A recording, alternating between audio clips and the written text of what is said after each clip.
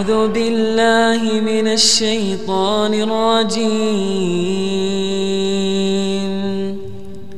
بسم الله الرحمن الرحيم.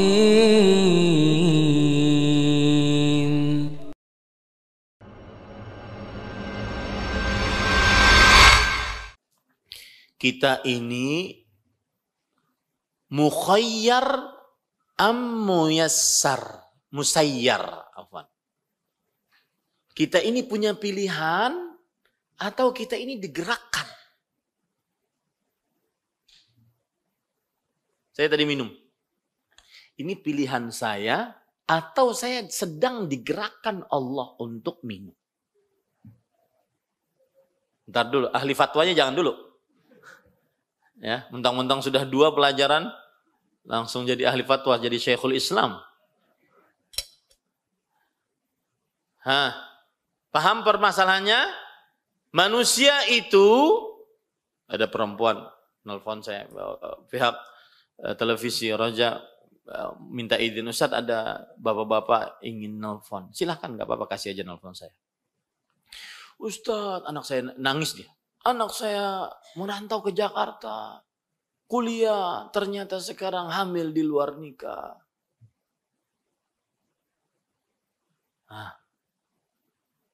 Kita ini sebenarnya bagaimana sih Ustaz? Mulai membicarakan masalah takdir. Ini yang salah siapa Ustaz? Anak saya atau takdir Allah Ustaz? Kita ini atas pilihan kita atau kita ini menjalani takdir. Apa istilahnya tadi? Mukhayyar, pilihan, atau musayyar. Mukhayyar atau musayyar. Pilihan atau dijalankan. Para ulama sering mengimajinasikan dengan seperti daun yang diterpa angin, dibolak kanan kiri, dibolak kanan kiri. Itu musayyar, dijalankan oleh Allah Subhanahu wa taala. Masalahnya kalau seandainya kita pilih musayyar, berarti manusia tidak berdosa. Yang melakukan maksiat tidak dinyatakan berdosa. Kenapa? Karena dia dipaksa oleh Allah untuk menjalankan itu. Maka permasalahan ini jawabannya adalah perhatikan baik-baik, jangan sampai salah mencatatnya. Apa yang dilakukan oleh manusia adalah atas kehendaknya. Dan itu adalah ciptaan Allah. Apa yang dilakukan oleh manusia adalah atas kehendaknya. Dan itu adalah ciptaan Allah.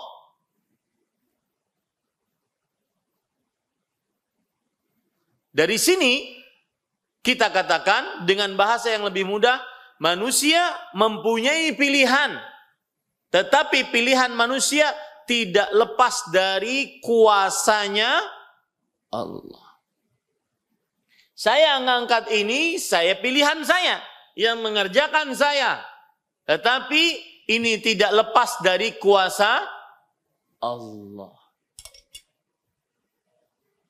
Itu jawabannya. Permasalahan turunan dari masalah ini adalah, Taib, kalau begitu orang yang bermaksiat, pantaskah dia dihukum?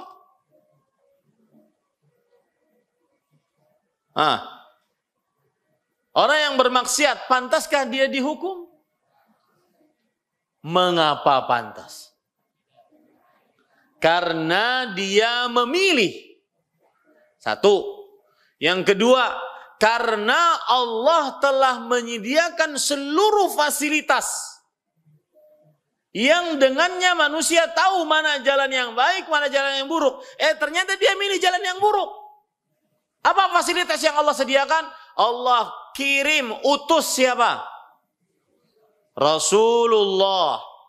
Wa ma arsalnaka illa kafatan linnas basyiran wa nadhira. Tidaklah kami utus engkau wahai Muhammad sallallahu alaihi wasallam kecuali kepada seluruh manusia sebagai pemberi kabar gembira dan peringatan. Itu fasilitas pertama yang Allah sudah sediakan. Yang kedua, fasilitas kedua, Allah menyediakan kitab-kitab suci yang Allah turunkan.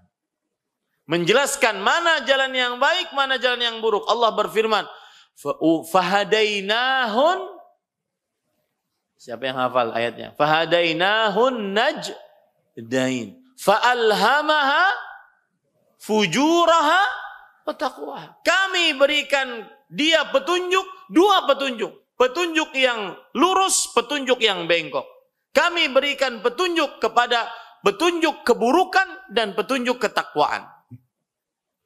Siapa yang memilih kepada keburukan, salah siapa?